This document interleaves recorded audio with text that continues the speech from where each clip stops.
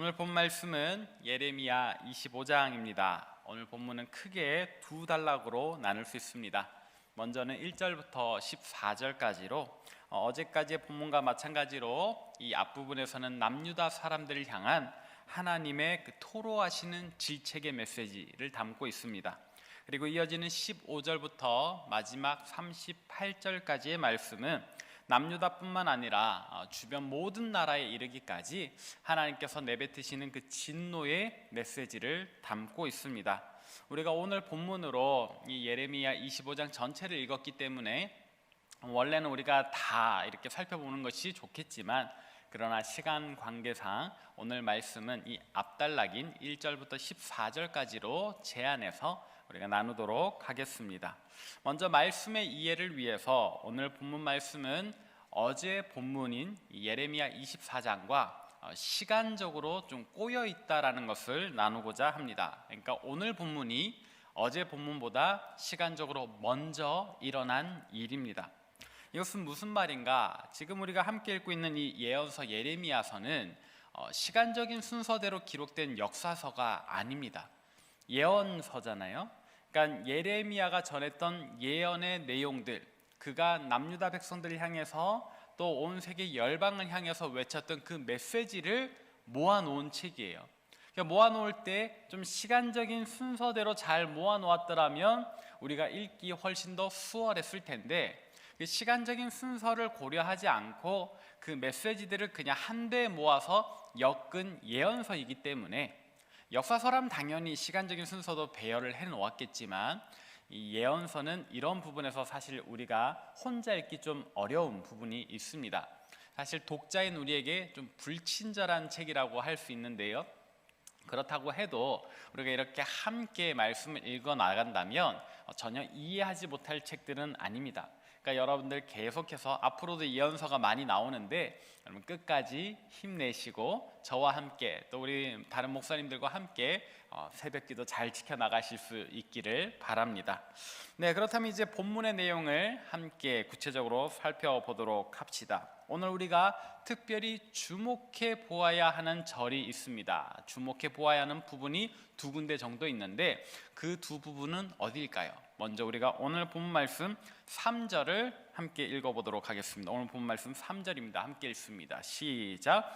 유다의 왕 아몬의 아들 요시야 왕 셋째 해부터 오늘까지 23년 동안 여호와의 말씀이 내게 임하기로 내가 너희에게 꾸준히 일렀으나 너희가 순종하지 아니하였느니라. 아멘. 자, 우리가 방금 이 3절 말씀에서 특별히 우리가 주목해야 할 부분을 제가 빨간색 밑줄로 표시를 해드렸습니다. 어느 부분이었지요? 23년 동안 이 23년의 기간은 무엇을 의미하는가? 예레미야 선지자가 하나님의 택함 받아 하나님의 부르심을 받아 이 남유다 사람들을 향한 하나님의 음성을 선포해온 기간입니다. 그러니까 그의 선지자로서의 활동 기간인데, 이후로도 계속해서 예레미야는 선지자로 활동을 합니다. 남유다를 향한, 온 세계를 향한 하나님의 메시지를 선포해요. 근데 지금까지 해온 기간만 몇 년이다? 23년간이다 라고 이야기를 하고 있는 겁니다. 자, 이 23년간, 이 23년이라는 시간 동안에 예레미야가 하나님의 메시지를 선포해 왔는데, 그 메시지의 내용들은 주로 어떤 뉘앙스의 메시지였습니까? 축복의 메시지였습니까? 사랑하는 자여, 내 영혼이 잘된과 같이 내가 범사에 잘되고 강건하기를 간구하노라. 네가 건강하고 네 자녀들이 막 묵별과 같이 바다의 모래알과 같이 번성하여 갈 것이다는 그런 어떤 축복의 메시지였습니까? 아니면은 이 사람들아 어쩌려고 이러느냐, 빨리 돌아와라, 회개해라, 너희들 그러다 큰일 난다 하는 경고의 메시지였습니까? 우리가 예레미야서를 지금까지 읽어왔는데 사실 이 와중에는 참 무서운 말씀도 많이 있었지요. 오늘 본문에도 사실은 엄중한 경고의 말씀들이 많이 있습니다. 근데 이 무서운 메시지 대부분이 이 축복의 말보다는 경고의 메시지였는데, 이 무서운 메시지를 예레미야가 지금까지의 기간만 해도 얼마 동안 선포해 왔다고 합니까? 무려 23년간입니다. 한두 번이 아니에요. 오늘 3절에 보니까 또 꾸준히라는 표현이 있어요. 꾸준히 이야기했다. 그러니까 내내 이야기한 거예요. 몇 년 동안? 23년 동안. 여러분 23년이 얼마나 긴 시간입니까? 10년이면 강산도 변한다고 했는데 2번이 넘게 변하는 시간이네요. 그죠? 한 아이가 태어나서는 장성한 청년이 되기까지의 시간입니다. 굉장히 긴 시간이죠. 이 시간 동안에 이스라엘 백성들은 하나님을 버렸습니다. 아니 차라리 하나님 버리는 것이 낫지. 이 남유다 사람들은 영적인 양다리를 걸쳐왔어요.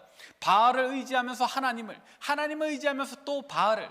사실은 바알 쪽에 좀 더 가까우면서 그냥 양심상 입으로 말하기는 그래도 아직 하나님을 섬긴다, 우리는 하나님의 백성이라 말을 하고 있는 겁니다.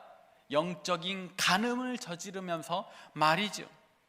이렇게 긴 시간 동안에 남유다 사람들은 하나님 앞에 그 마음을 아프시게 하면서 도무지 하나님의 음성에 귀를 기울이지 않습니다. 빨리 돌아오라, 속히 돌아오라, 이 사람들은 어찌하려고 그러느냐 하는 예레미야의 음성을 몇 년 동안? 23년 동안. 사실 그 앞에서부터인데요, 예레미야의 활동 기간만 따져도 23년이나 되는 긴 시간 동안에 이 남유다 사람들은 하나님의 마음을 아프시게 했습니다.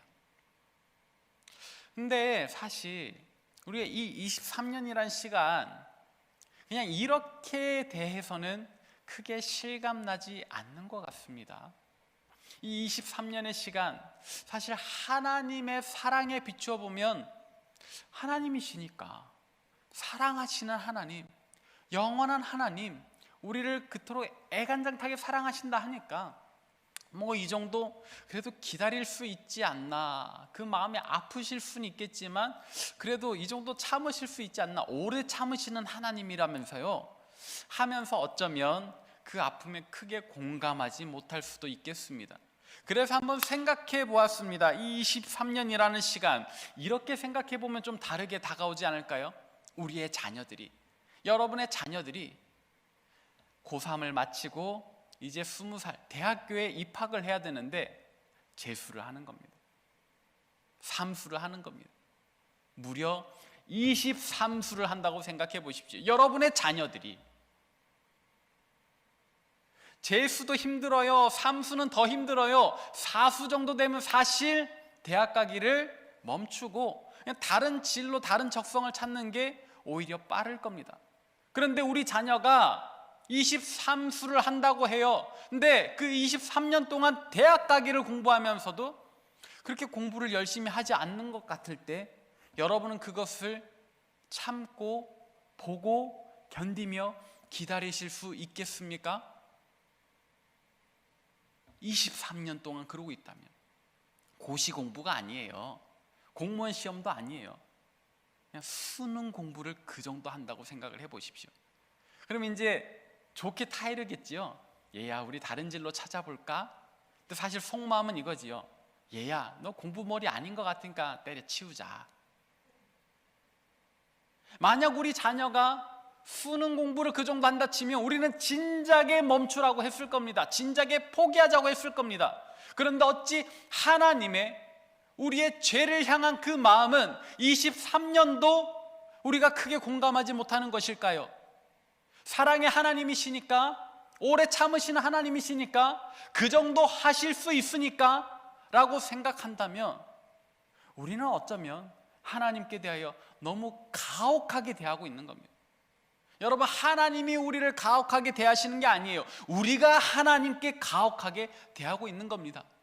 그 마음을 전혀 생각하지 않고, 그 마음을 전혀 공감하지 않고 그냥 마냥 아프시게만 하고 있는 거예요.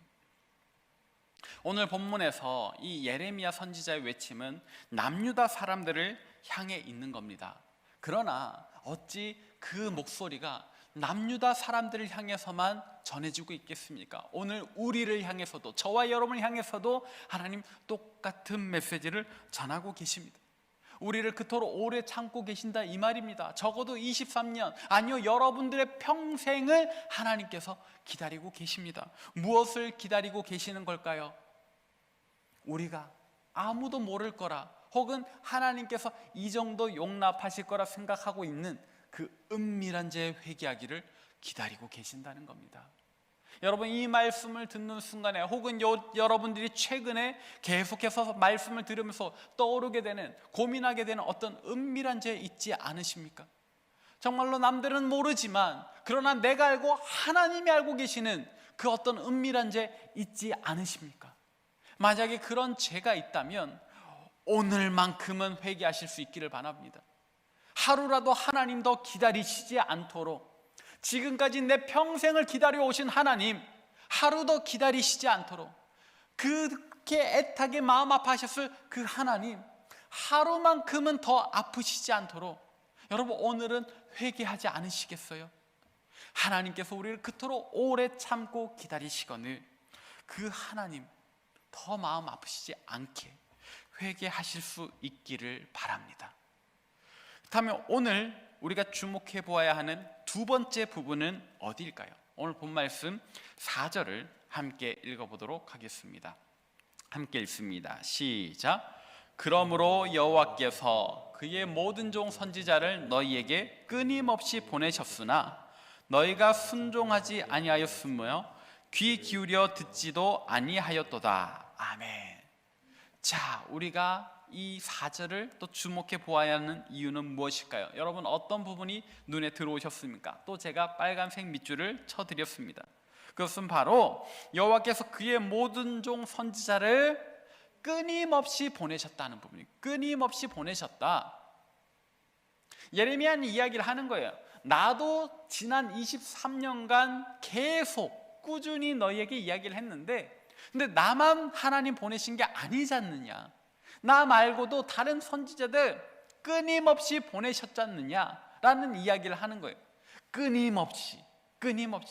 여러분, 하나님께서 남유다 사람들을 향하여, 사실은 북이스라엘 사람들을 위해서도 하나님께서 많은 선지자들을 끊임없이 보내셨는데, 그 끊임없이 자기 종을 보내신 하나님의 마음은 도대체 어떤 마음이었을까 한번 생각해 보십시다. 하나님은 왜 그토록 끊임없이 꾸준히 회개하라고 우리에게 말씀하셨을까요? 돌아오라고 말씀하셨을까요? 그냥 우리를 향하신 하나님의 그 애타는 마음, 그 애간장 녹는 마음이 있기 때문입니다. 오늘 본 말씀 4절은 이 끊임없이 보내셨다는 이 표현은 우리를 향한 그 무한의 사랑의 마음, 그 애간장 녹는 마음을 표현하는 구절이에요.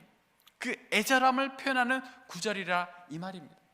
자, 이렇게 보니까 하나님은 우리를 기다리시는데, 우리가 돌아오기를 기다리시는데 그냥 손 놓고 기다리시는 분이 아니신 거예요. 수동적으로 기다리시는 분이 아니신 거예요. 아주 적극적으로 내게 오라, 내게 오라 외치시는 하나님이셨던 겁니다. 우리를 향하여 얼마나 많은 손을 내미셨는지 몰라요. 우리를 향하여 얼마나 애타게 부르고 계실지 몰라요. 그러나 남유다 사람들은 그런 하나님의 손을 뿌리치고 있는 겁니다.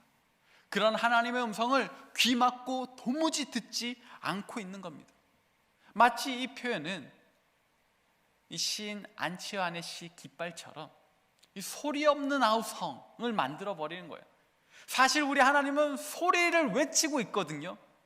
얘야 돌아오라, 얘들아 돌아오라, 내게로 오라. 정말로 큰 소리, 절규의 목소리를 내뱉고 있는데 이스라엘 사람들은 그냥 이 소리를 다 꺼버린 거예요. 뮤트, 안 듣는 거예요. 그래서 소리 없는 아우성으로 만들어 버린다. 그 시인의 시에서 이 소리 없는 아우성이란 표현은 너무나도 아름다운 표현이지만 우리를 향하신 하나님의 마음에 대해서는 참 못할 짓인 거예요. 근데 그 못할 짓을 남유다 사람들 몇 년 동안, 23년 동안, 아니 더 오래, 우리도 역시 우리의 평생 동안 하고 있는 겁니다. 하나님 그런 아픔을 겪고 계시는 거예요. 하나님께서는 오늘 본문 속 남유다 사람뿐만 아니라 우리를 향해서도 이렇게 애간장 녹는 마음을 가지고 계십니다. 우리 각자를 향해서, 우리 동산교회를 향해서, 또 우리 한국교회를 향해서 말입니다. 그렇다면 우리는 어떻게 해야 합니까? 결론은 똑같습니다. 어제 말씀과 똑같고 그저께 말씀과도 똑같습니다. 내일도 똑같습니다. 무엇입니까? 회개해야 합니다. 하나님께 돌아가야 합니다. 아무도 모를 거라 생각했던 그냥 마음속 깊이 간직한 이 소중한 죄악들을 이제는 꺼내서 버려야 합니다. 그리고 하나님 원하시는 대로 온전한 거룩을 회복해야 됩니다. 사랑하는 여러분, 우리가 참으로 하나님 원하시는 그 온전한 거룩을 회복할 수 있기를 바랍니다.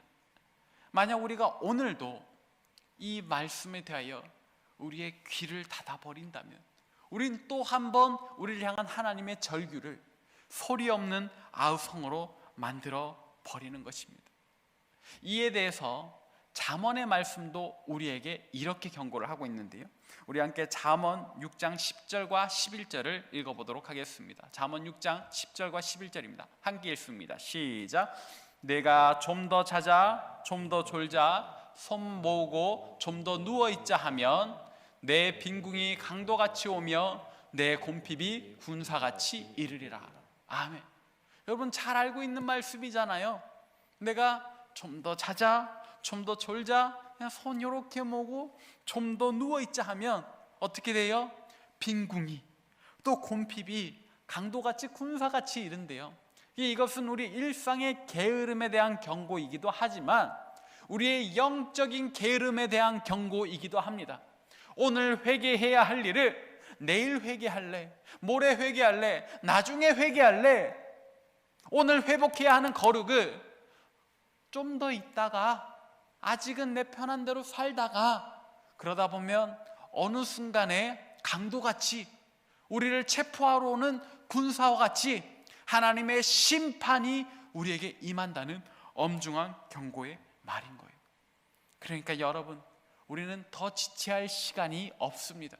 우리는 하루라도 더 하나님의 그 마음을 아프시게 해서는 안 됩니다. 얼른 회개해야 합니다. 얼른 회복해야 합니다. 말씀을 정리하도록 하겠습니다. 서두에서 말씀드린 것처럼 예레미야서는 시간적인 순서와 상관없이 기록되었습니다.